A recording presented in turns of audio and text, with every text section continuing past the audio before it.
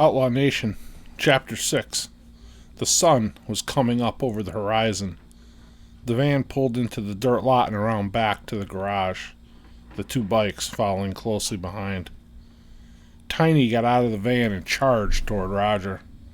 "That was the last time you lay hands on me, man," he yelled as he approached him. Roger was calm, simply stepped out of the way, deflecting Tiny to the left, using his own momentum to throw him off balance into the ground. Tiny jumped up and charged toward Roger again. Again, Roger used his momentum to deflect and topple the big man. Tiny got up for the last time. He was clearly mad, and this time he took out the .45 from his waistband. It was too far from Roger for him to safely disarm him, and before he could react, a shot rang out. Tiny dropped to the ground dead. Buddy Tanner stood behind Roger and had watched the entire incident. He drew his gun and fired once at Tiny, hitting him in the chest. Roger and Hammer stood silent and motionless. Buddy looked at Hammer. "He didn't leave me much of a choice." Hammer paused and looked at Roger. Then he went over and checked the big man. He was dead, all right. Buddy, Roger, and Hammer buried Tiny out behind the barn. He had no family to speak of, and Buddy knew that nobody would be looking for him.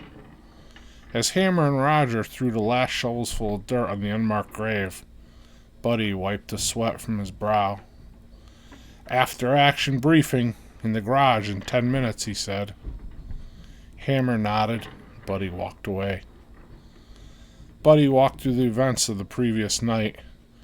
What happened last night was unnecessary and totally avoidable. Tiny was going off reservation, and thankfully, Roger reacted in a split second and saved us all a mountain of trouble. I've shared my vision with both you guys, as well as with Tiny. We are in this to make a life for ourselves and this club that I want to build.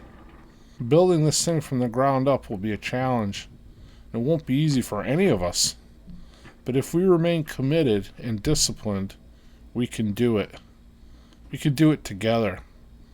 What Tiny tried to do on that highway last night was inexcusable, and it was reckless, plain stupid. We were moving a load of guns from one source to another. Nobody needed to die for that. Killing anyone would bring unwanted heat down on us, let alone a state trooper. I think I'm preaching to the choir here when I emphasize that we cannot bear that level of trouble. Roger, you have good instincts. Good instincts and quick response timing. You can be an invaluable member of this club if you choose to stay with us, which I hope you do. I'm sorry things went down that way. They just did. Just know that going forward, you have a place here if you want it.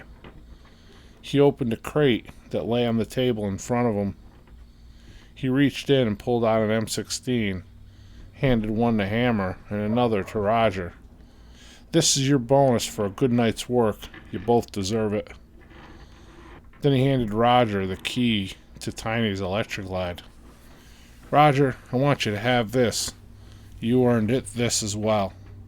You saved me and the club a lot of grief with your quick thinking and decisive action last night.